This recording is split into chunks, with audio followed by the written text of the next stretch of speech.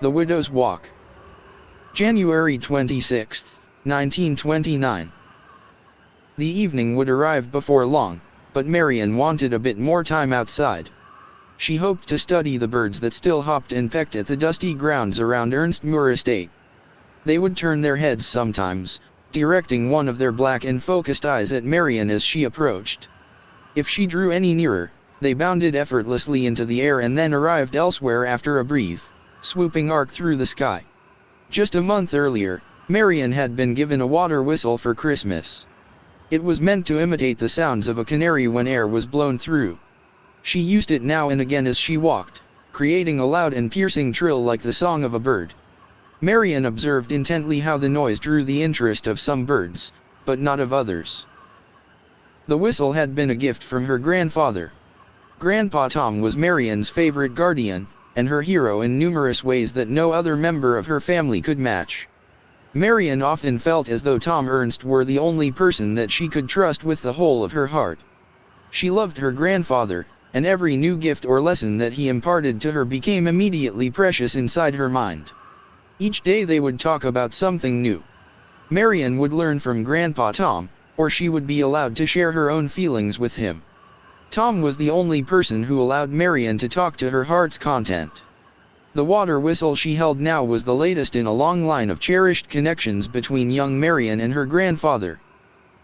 Although Marian was only 11 years old, she had already been taught a great many things by her grandfather.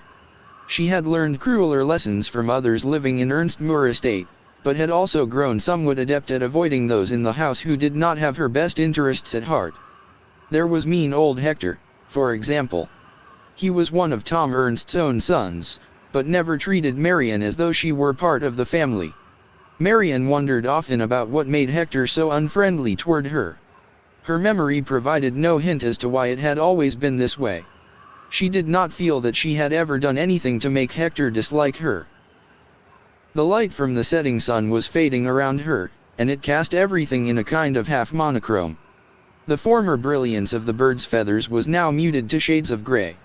She sat for a moment, pensive, and observed her joy to be surrounded by the peaceful flow of nature around Ernstmoor's grounds. She trilled another soft whistle out into the air. She remembered that Grandpa Tom had warned her against staying outside until very late, but there was still a glow of twilight illuminating everything around her for now. There was still time to enjoy nature before the things that Grandpa Tom called the night wanderers would begin to stir. He had not elaborated the first time that he warned Marian about this. Seeing how the name alone had disturbed her, Ernst dropped the subject and did not discuss it further. Nor had Marian pressed her grandfather on what specific form a night wanderer might take. He had only said that they came to Ernstmoor Estate from the woods. The closer you were to the woods at night, the closer you were to dying in a way that nobody deserved. That is what Tom Ernst had told her. Marian remembered that his warning had been prompted by her presentation of a spider that she had caught one evening. Were the night wanderers a kind of deadly spider? It was doubtless that they were some manner of creature that became plentiful only after darkness had fallen. Marian shuddered to imagine what Grandpa Tom might have meant, and so she pushed the story out of her mind. There was still perhaps half an hour of the day's waning light left for her to enjoy. She would surely be inside before it grew too dark. Aside from the unprompted cruelties of old Hector, the world was finally beginning to make sense to 11-year-old Winifred. Her grandfather taught her all about the world, and the different kinds of people that were in it. Together they explored all over the painted, oaken globe that Tom Ernst kept in his study. Grandpa Tom explained there were honest and dishonest people everywhere in the world, and that it was sometimes difficult to tell the difference between these two types of personalities. He taught her about business and about the ways to be successful in a changing world. Tom said Marian could be whatever she wanted to be when she grew up, but that she should start thinking about what that meant now. Marian sent another soft trill of air through her whistle as she thoughtfully observed the sky grow darker. Night was coming by small but rapid degrees, and Marian knew that she should soon return to the estate for supper. She did not notice Hector approaching to stand behind her. He had not called to her, nor had he approached her in his normal manner. Hector usually tromped loudly on heavy feet and huffed out his breaths as though perpetually exhausted by the effort of moving. This time, however, Hector had been deliberately quiet. He snuck up on Marian with an intention to startle the child. Gripping the back of her dress's collar and yanking roughly backward, he pulled Marian off her feet and forced her to land sitting against the muddy grass. "You've gone and ruined your dress," he grumbled. "And you've wasted my time as well. I've been sent to gather you for supper, when instead we should both already be eating."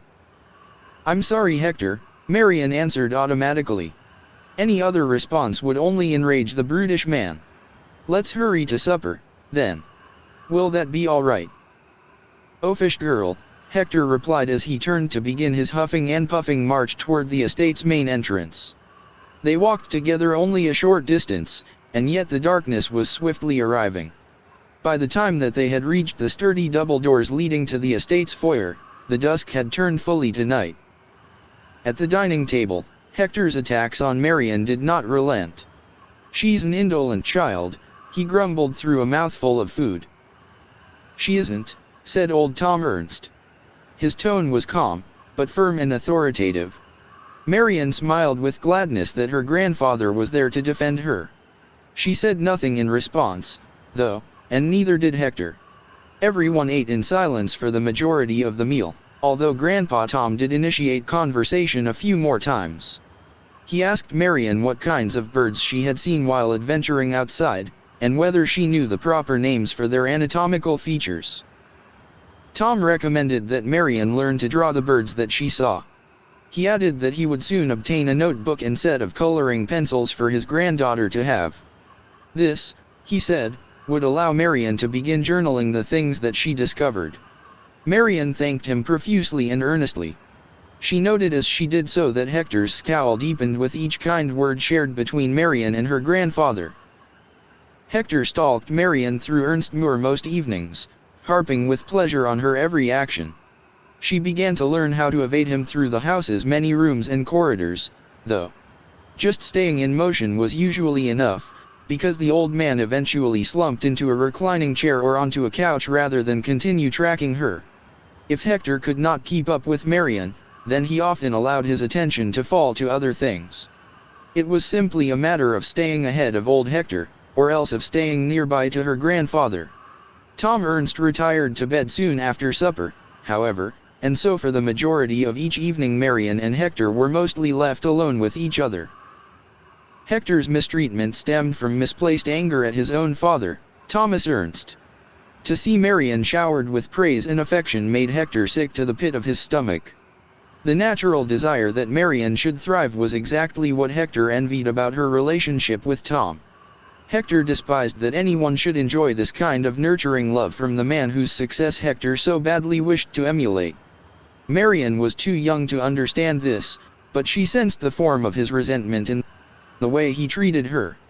In later years, Marian would come to understand more fully why she had been punished with such abhorrent eagerness by Hector. It was simply because she enjoyed Tom Ernst's love. The Widow's Walk had become a favorite area in which Marian could be free of Hector, at least for a while. He loathed to follow her upstairs from the ground floor to the rooftop of Ernstmoor Estate, and Hector's laziness often surpassed his desire to track the child.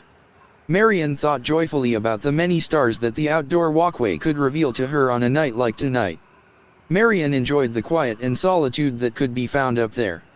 She would sometimes watch the stars, or bring a lamp by which she could read a book in the crisp nighttime air. Tonight, however, she had brought no lamp. She carried only her water whistle, and now additionally a long, woolen scarf which she began lacing around her neck and shoulders for extra warmth in the frigid outdoor air. She looked for the moon, but tonight it had waned to new darkness. It was an orb of deep gray on a field of otherwise perfect black. The stars, though, were crisp and bright. They were countless and yet discreetly permanent in their formations. Marian thought to the promise of a notebook with which she could draw in vibrant colors all the things that she saw each day. She wished already that she could preserve the constellations above her, to enjoy them and continuing studying them during the daytime. Marian felt greatly at peace, and remained staring upward until she heard the sound of heavy footfalls tramping up the stairs to the widow's walk. The door was thrown open suddenly by Hector, as she had guessed it would be just before he appeared there. Especially keen on disturbing Marian tonight. He now huffed with the effort of climbing up to the roof of Ernstmoor. "Give me that whistle," he demanded. In her stargazing, she absent-mindedly held the gift from her grandfather between her fingertips. Marian remained motionless and allowed Hector to pluck the toy from her hands. "I wouldn't want you making a racket up here," said Hector. "Not while I teach you this lesson." It took Marian a moment to realize what he meant. Those seconds of confusion were all that Hector needed to put his plan into motion. He turned and passed back through the door that led to the widow's walk from inside. Standing to block the doorway, he spoke sternly to her. "You should not flee from your elders, especially when they only wish to provide you with wisdom and guidance." Even as he pretended on this point, Marian could hear the superficiality of it. There was only malevolence dripping from his voice, and nothing else. She searched for words that might save her before she was locked out, cast into winter cold which would only worsen as the night continued. Taking a silent step forward, she found that she could think of nothing that might convince the hateful man to spare her. Hector was behind the door and locking it before Marian could say a word in response. Marian felt herself hyperventilating. She was suddenly coming to grips with the material terror of knowing that Hector would certainly let her freeze to death rather than release her from his domineering ways. He would come to retrieve her in the morning, and if she had frozen to death, he would feign shock and tell everyone that Marian must have accidentally locked herself out. If she survived, Hector would claim that he had taught her a valuable lesson about respect for her elders. Marian looked around herself, seeking desperately for a source of heat by which she might spare herself the torment of an icy winter's night. Thin wisps of smoke were rising lazily from the nearby chimney of the estate. The fire which heated the house would certainly be tended to all night, or else the chill would soon wake Grandpa Tom to start the fire anew. Marian could count on the meager warmth from that, at least. Climbing over the railing of the widow's walk to crouch and then sit with her back against the chimney, she felt the temperature of the air rise by a few degrees. Still, her hands and her feet cried out in their discomfort. Those extremities warned her that they would be frostbitten within a few hours, unless they were protected from the cold. Marian huddled herself into a sitting position, and then used her long, woolen scarf to bundle her hands beneath her armpits. To warm her feet, she tucked them securely underneath her folded legs. She would not sleep well, but she at least would be warm enough not to freeze. Marian knew that morning would come sooner if she could pass into slumber, so she did her best to quiet her mind and forget her surroundings. Her grandfather had taught her about poise and patience during hard times. He shared stories about times when he had been very cold and hungry. "At least I've eaten," Marian told herself. Soon she was asleep. It was much darker night when Marian woke up again. Had she even really awoken? The atmosphere felt surreal, as though something important was now changed from the way it had been before. Was she still trapped outside, perched atop the rooftop walkways of her own home? Marian dared not move her body from the warmth-preserving position in which she had fallen asleep, even though her nose was numb and she wished badly to rub some feeling back into it. Her eyes began to adjust to the blackness around her. In the colorless contrast of her low-light vision, she could see the estate's grounds extending out beyond the house. Everything was motionless except the gentle swish of the trees whenever a wind came through. Marian then suddenly noticed that there was another subtle source of motion that existed at the limits of what she could see. It looked to Marian like a man was standing idly near the perimeter of the Ernstmoor property grounds. The figure was just beyond the estate's outer fence, near where the untamed woods began. She strained to see whether it was a real interloper or simply a hallucination. As she struggled to define the details of the motion that she saw, the shape of the man seemed suddenly to spring onto the tall, wrought iron fence of the estate's property border. Moving like a spider, the form of whatever Marian was seeing moved over the top of the fence and was on the other side with impossible speed. She tried to cringe back against the chimney in fear, but her muscles did not respond readily. She felt paralyzed, and remembered suddenly that Grandpa Ernst had once told her a story about being rendered immobile by a half-waking nightmare. In Tom's case, the terrible state had been induced by him falling asleep while lost in the woods. Marian tried to remind herself that she was likely only hallucinating the monster she had seen approaching Ernstmoor Estate. It must certainly be a waking nightmare, she insisted inside her mind. It did not matter if her senses screamed out that what she now witnessed was terribly real. Moving only her eyes, Marian confirmed that the scrambling figure was now moving toward Ernstmoor Estate with unnatural speed. It moved like an injured spider, limping dramatically on four limbs that seemed to be bent at extreme and irregular angles. The form crawled in a way that kept both its body and head close to the ground. There was nowhere she could flee or hide, if by chance the invader that she had spotted eventually noticed her atop the roof. Marian pressed her eyes tightly closed, and tried to pretend that she was not there at all. There came a clamor of skittering noises which sounded like hailstones falling rapidly against the tin and wooden portions of the estate's roof. Marian had heard this sound many nights before. She always assumed that acorns or something similar were simply raining down onto the house from a mundane source. Had it always instead been monsters scaling the outsides of the estate? Marian pressed her eyes even more tightly closed, and felt two hot teardrops roll down her face. These were the night wanderers that Grandpa Tom had warned her about, and now she was likely to be lost to them. Hector was killing her in a way that her grandfather had said nobody deserved. The pulsing agitation of her fear broke Marian out of her paralyzed state. She felt driven to stand and search for a means of escape. The door leading back inside was too thick to be pounded down. Nor was there any window to be smashed open and then climbed through. If she began crying and shouting and beating on the door with her hands, it would only be Hector that she awakened and not Grandpa Tom. He would come strike her, and then barricade the door with something to muffle the sounds coming through it. Worse still, all that noise would likely bring the crawling things straight to where Marian was still trying to hide. She climbed from her place near the chimney over the railing of the widow's walk and then again over the walk's other side. Moving toward the edge of the roof, she could feel that the numbness in her fingers and toes would surely cause them to fail her. She would tumble to her death if she tried to scale the estate's exterior. Still, she pressed forward a few bold steps towards the roof's edge.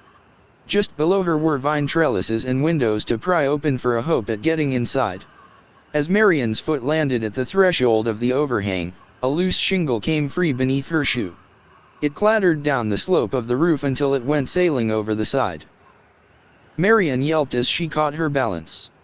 She had barely spared herself from tumbling down to the ground along with the roofing tile. In response to her outcry, Marian heard the various clattering sounds of unknown things climbing the house suddenly all stop. The silence then turned at once into the noise of a dozen or more heavy limbs gamboling in her direction.